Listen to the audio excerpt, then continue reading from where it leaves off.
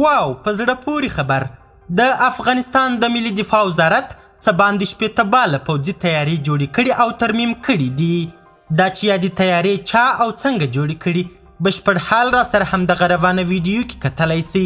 سلامونه قدرمنو لیدونکو، زموږ مشال پریس یوټیوب چینل ته ښه راغلاست.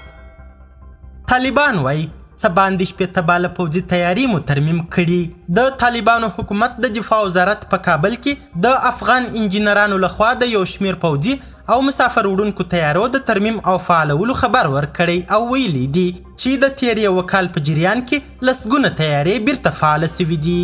د دغه وزارت ویان د عنایت الله خوارزمي د دوشنبې په ورځ د نومبر پر 28مه خبریالانو ته لیږلي پیغام کې ویلي چې تازه یوه AN-22 مسافر وړونکې پوځي تیاره او یوه بله AN-26 ډوله انتقالاتي تیاره ترمیم سوي او الوتنې ته چمتو سوي دي. نوموړي زیاته کړې د ملي دفاع وزارت د هوایي قوا برخې د زیاتو هڅو سره تر اوسه څه باندې 14 تیارې ثابتې وزر لرونکې او متحرکې وزر لرونکې ترمیم کړي او خدمت کولو ته چمتو دي. د طالبانو حکومت د دفاع وزارت په وینا د تخریب سوو تیارو بیرته فعالولو او ترمیم چارې د دغه وزارت د هوایي قوا د انجینرانو لخوا روانې دي. د افغانستان د تیر حکومت د سقوط پر مهال د دغه هیواد په زیات شمیر کې تیارې ګاونډیو هیوادونو ته انتقال سوي، خو یو شمیر تیارې او وسایل یې چې په افغانستان کې پاتې سوي وې له افغانستان څخه د بهرنیو ځواکونو د وتلو مخکې تخریب سوې. تر دا مهاله معلومه نه ده چې د طالبانو حکومت ته د پخواني حکومت څومره نظامي، جنگي او انتقالاتي تیارې ورپاتې سوي دي. پر همدې مهال د افغانستان د پخواني حکومت د دفاع وزارت یو جنرال محمد رادمنیش امریکا غږ ته وویل د تیر 2021 کال په اګست میاشت کې د افغانستان د پخواني حکومت د سقوط پر مهال د افغانستان د پخواني هوایي قوا د 208 تیارو او هلیکوپټرو څخه شاوخوا 12 هلیکوپټرې تاجکستان او ازبکستان ته انتقال سوي دي.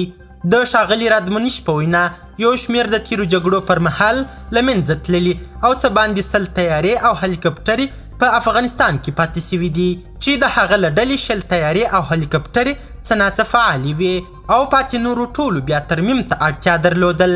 هغه زیاته کړه باید وویل سي چې د طالبانو اسلامي امارت د هوایي قوا تخنیکران د تیارو په اساسي ډول ترمیم باندې قادر نه وو، بې له شکه چې د سیمې هیوادونو او نظامیانو له هغوی سره همکاري کړې. تر دې مخکې د امریکا متحده ایالاتو د دفاع وزارت ویلي وو چې په ازبکستان کې د افغانستان 46 او په ازبکستان کې 18 تیارې شتون لري. غیر رسمي اټکلونه ښیي چې د طالبانو لخوا د کابل د سقوط پر مهال د 500 څخه تر 600 افغانان په دغه تیارو کې ازبکستان او شاوخوا د 140 څخه تر 1.5 کسانو نور تاجکستان ته تللي وو. د دغه تیارو پیلوټان د تیر کال په سپټمبر او نومبر میاشتو کې لومړی متحده عربي اماراتو او تر هغه وروسته د امریکا متحده ایالاتو ته انتقال سول. قدرمنو لیدونکو، نړۍ مننه چې ویډیو مو تر اخري شیبو وکتل.